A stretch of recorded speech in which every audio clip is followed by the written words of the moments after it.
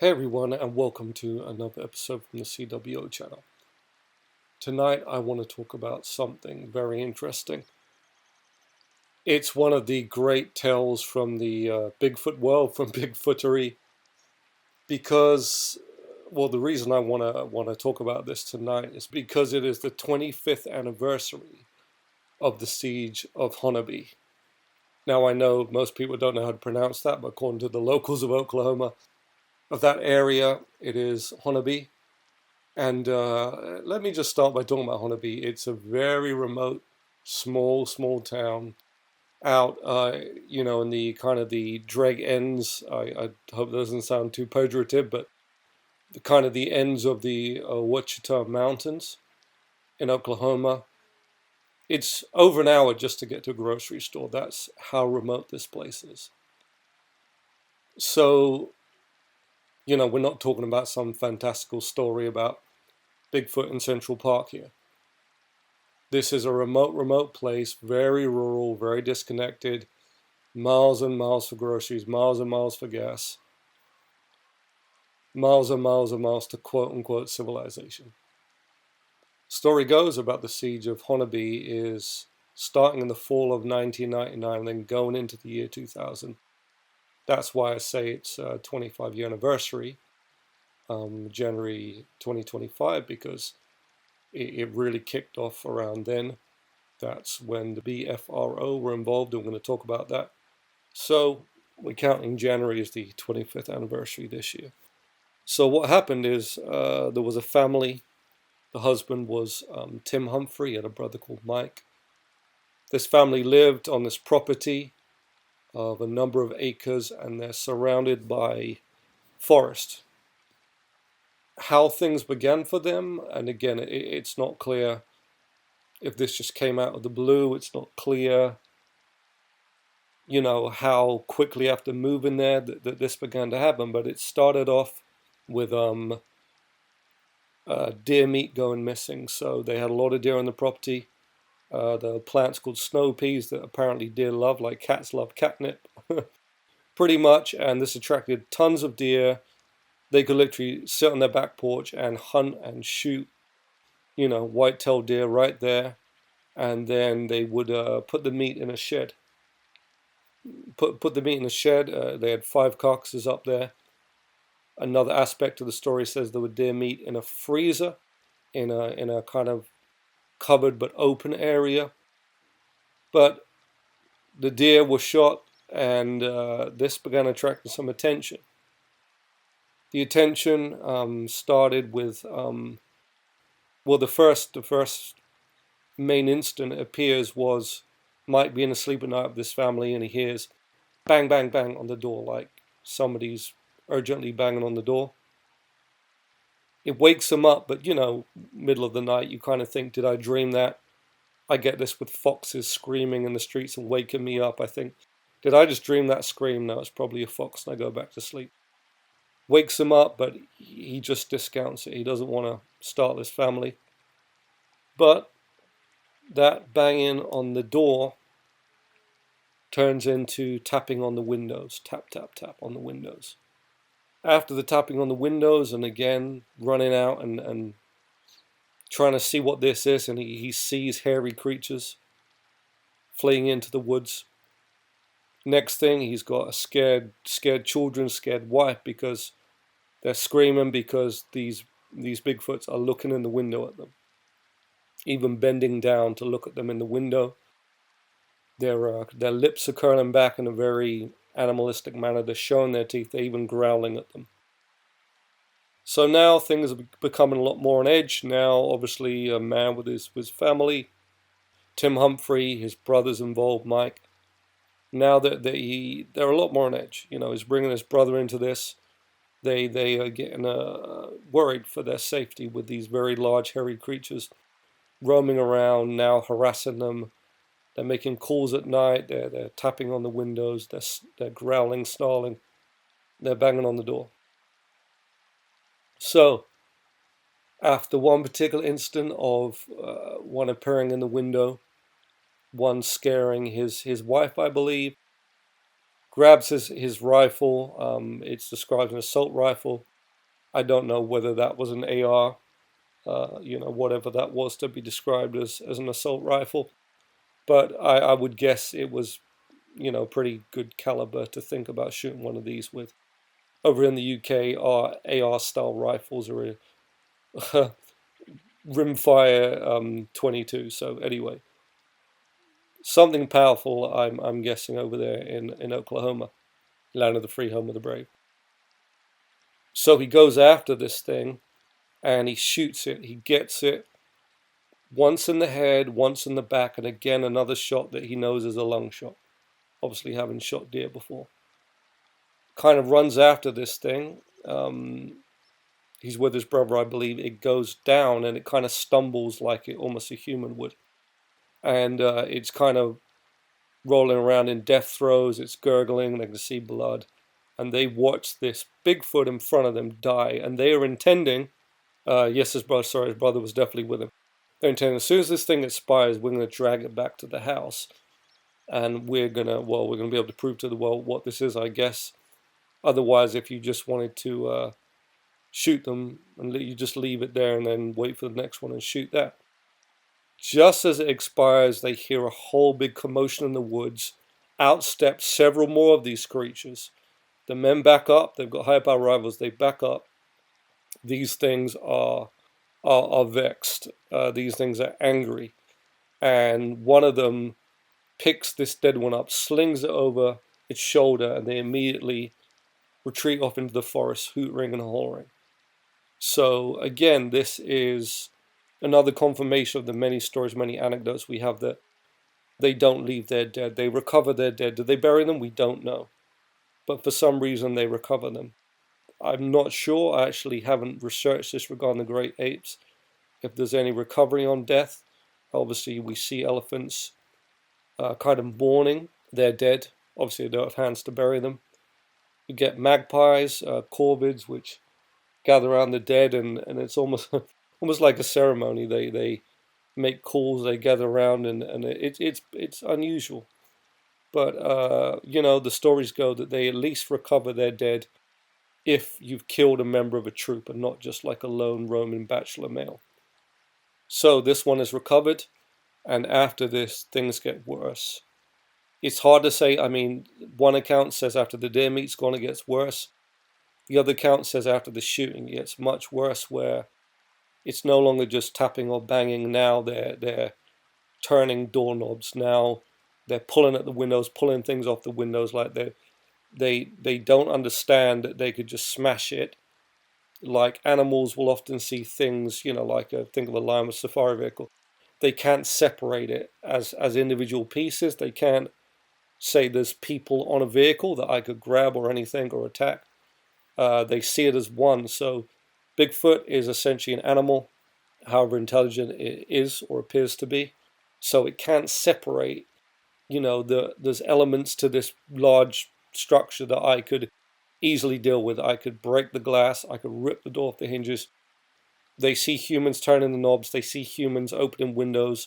So all they can reason is to try and do what the humans do to get it to open and get in. They do not have the level of intelligence or reasoning to say, I'm strong, I can smash through this pretty easily. And you get this with predators where most times if you're in a tent, if you're on a vehicle, they can smell you, they can even see you, but they can't separate you from the thing, and they cannot reason about how you got into the thing for them to get into. They can't think about, I'm a bear or a lion. I can potentially just rip this thing open and maraud through this thing, even though you do get isolated cases. On the whole, that's not how predators see the world, and animal predators. So they're starting to things are getting more violent. Things are getting more aggressive. Violent in terms of actually starting to cause damage now. The husband Tim, he decides, you know what, I need to get my wife and kids out of there. They move out to family temporarily. Mike and Tim, this is now the siege is begun in earnest. The Siege of Honobia. They say, look, we need to get rid of these creatures. They put up lights. but they begin to ignore the lights, and a behavior that they do, which I've heard in another story, is they actually set up branches on the ground where they know that the lights don't reach to, as a kind of a marker, similar to how they might break a tree as a marker to say, we don't go any further than this. But there's a point where they ignore the light. They don't care about the lights anymore. They're coming straight up to the property. They're snarling. They're banging. They're trying to get in. They're angry. One of their troopers been killed. The men explain that they don't know everything. They don't seem to know exactly what a trail cam is. And again, if you hear more about Tim, Mike talking about these creatures, they seem to have learned a lot about what they are, about what they do, and as I would always say, they said they are apes. They are primates. They're intelligent. Seem to be more intelligent than the known primates, but again, I think that's all relative to how they've had to live and how they've had to adapt. And elusiveness doesn't mean intelligence, because there's some animals out there that are more elusive than Sasquatch because we've never discovered them, and it doesn't mean that equates to intelligence necessarily. So things are getting worse. They know they recognize guns. They don't know the cameras, but they seem to avoid the infrared light. Other amazing thing they've observed about them is their eyes don't glow. They are just very reflective. If a flashlight hits the eyes, they appear red. If headlights hit them, they have more of the ambery color. Basically, it's the kind of light that hits the eyes that determines the reflection. Which again, this is the kind of just observations I like to hear. I don't like to delve into the woo and make up that they can change the color of the eyes at will, and it's like flashlights coming out. I don't know all about this, but these men, it's very pragmatic. It's very real creatures, and they said they reflect different color based on the light that's hitting them. There's numbers of observations. We won't go into every single one that they made, but very, very interesting to hear about those things if you listen to some of the online accounts. Anyway, they call the BFRO. They've had enough. To their mind, let's get the experts in, or the professionals. We want rid of these things. We are blasting into the night. We're under siege. They said, we don't care what you do, but we're gonna shoot these things if we see them. Do what you want. We're gonna do what we want. The BFRO sends in two men. Mike and Tim also request a hunter. The hunter is, I believe, a 72-year-old bear hunter who apparently was more interested in sleeping in his car than trying to hunt anything. And if you read the BFRO account, obviously they want to give a favorable description. They don't want to seem to discredit themselves. I understand that, but it just said the investigators did what they could, but these guys were dangerous. They were gung ho. They were firing off. Perhaps made them seem a bit like two hicks, with too much firepower and just blasting into the woods. They talked about this blasting in the woods draw the attention of fishing game. There are fishing games out there. They can't shoot anymore. The BFRO account, says they advise them stop growing these snow peas to draw in the deer. If you get rid of the deer, the squatches are going to go. Other accounts say the snow peas are already there. And other accounts say the BFRO, the two guys that turned up were perhaps not that professional or experienced. And in fact, they fled the scene. They freaked out at this. They'd never encountered a Sasquatch. They freaked out. The hunter was an older man that was asleep in his car. It wasn't what they wanted it to be. And the fishing game thing, the suspicion who called them, who got them involved. We've got various accounts flying back and forward here. But things were getting to the point where it just couldn't be dealt with. It just ends up where they backed off. They, stopped storing the deer meat, stopped shooting the deer. These creatures backed off. And here we are 25 years later, and we're still talking about it because of just what an incredible account this is. Thank you to Tim and Mike who put this out there, who contacted the BFRO. They've spoken to I believe Sasquatch Chronicles and others, and I love all of these podcasts and resources out there. Very inspirational to me and my channel. But that's the Siege of Honobia. Looking back at it, it's an amazing account. A lot of it correlated other behavior reported. There was some insights gained on these creatures. Let me talk about their appearance. They said some of them looked very gorilla-like. They did, like gorillas running around out there. They said that others looked a bit more human-like, or like human and gorilla mix. Again, they weren't trying to offend anybody, but they used the word retarded or somebody with a disability. But they all were 8 to 9 feet tall, covered in hair, and they all behaved the same. There was a congruency there in terms of the behavior. The faces differed a bit, and even ape species can have differences in the face. And if we look across the great ape species, obviously, and the apes, including the gibbons, and if we extend it to primates, there's lots of variation within them. They said that there was variation in colors, just lots of very interesting stuff. This place, the Wichita Mountains, from Oklahoma and then extending into Arkansas, there's a lot of activity. And, but these guys, they were scared for their family, for their lives. To them, they just wanted to get rid of these things. They were dangerous to them. There's even a time where, after they shot and killed one of them, one of the Sasquatches tried to lure them out. It was out there. They went out to it, and it started backing off slowly.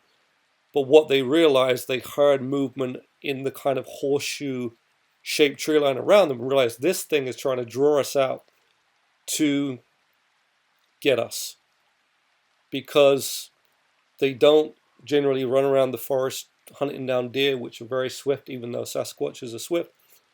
They're ambush predators. They lay in wait on game trails, deer trails, to catch these things. They lure, they ambush, they imitate like tigers do the calls of things to lure them in, like a tiger will imitate a deer, which is scientifically confirmed. They do this too. They're a predator. They're trying to conserve energy. But let's end it there. Thanks for listening. That was just a recap, 25 years later, the anniversary of the Siege of Honobia. If you know anything more about the story, let me know in the comments. Let me know if you enjoyed this. Please like, share, and subscribe. If you have your own encounter with Bigfoot, drop me an email at christianwildfoodbushcraft@gmail.com. You can find that also in the description and the About section of my channel.